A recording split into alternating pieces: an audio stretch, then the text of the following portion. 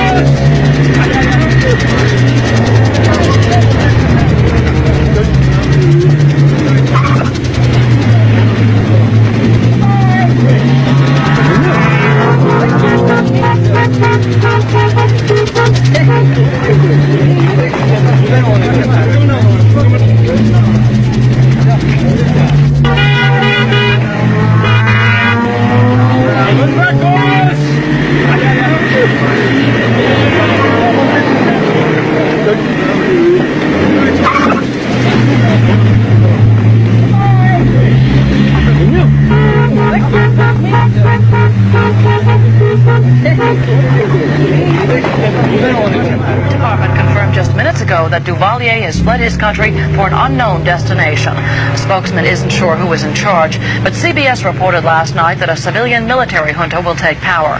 Good morning, everyone. It's Friday, February 7th. I'm Faith Daniels leading our news today. A crisis day for two iron-fisted rulers. Jean-Claude Duvalier, president for life, fled from Haiti early today. Good morning, Faith. Officials here say that arrangements were worked out late yesterday for the United States to provide transportation for Duvalier to leave the country. Duvalier called in the U.S. ambassador in Haiti and they met for several hours.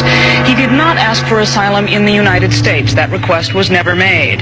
The French have granted Duvalier temporary asylum. Duvalier's self-imposed exile follows months of bloody riots in Haiti and continued denials that he would step down. Reports of his departure has triggered another celebration in Miami's Little Haiti section. Monsieur le lieutenant général Henri Nancy, président du gouvernement, va donner lecture de la proclamation du jour.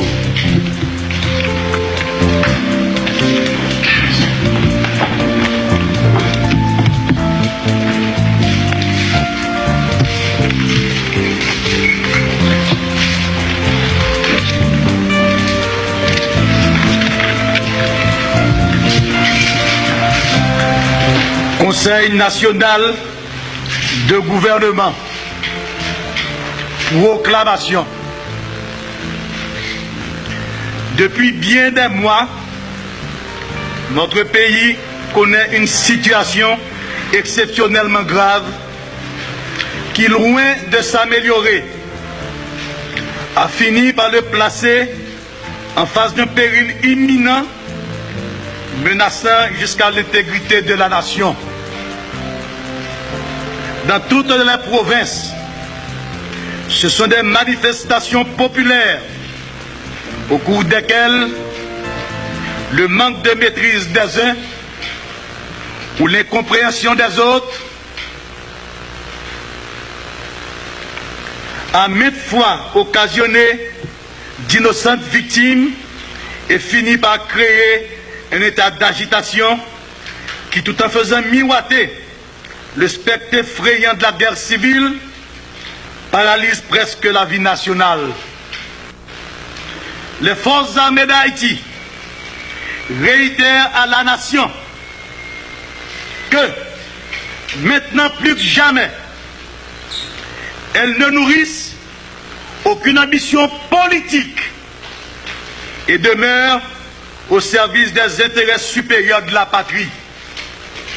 Vive la nation haïtienne à tout jamais unie. Fait Palais National ce 7 février 1986. Lieutenant général Henri Nafi, Forces armées d'Haïti, président. Colonel William Regala, Forces armées d'Haïti, membre. Colonel Max Vallès, Forces armées d'Haïti, membre. Ingénieur Alix Sidea, force, membre. Monsieur Maître Gérard Dou, membre. Colonel Prosper Avril, Forces armées d'Haïti, conseiller. Merci beaucoup.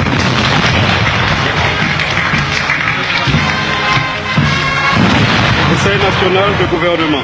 Communiqué. Par décision du Conseil national de gouvernement, les services publics, le commerce et l'industrie chôment aujourd'hui, 7 février 1986.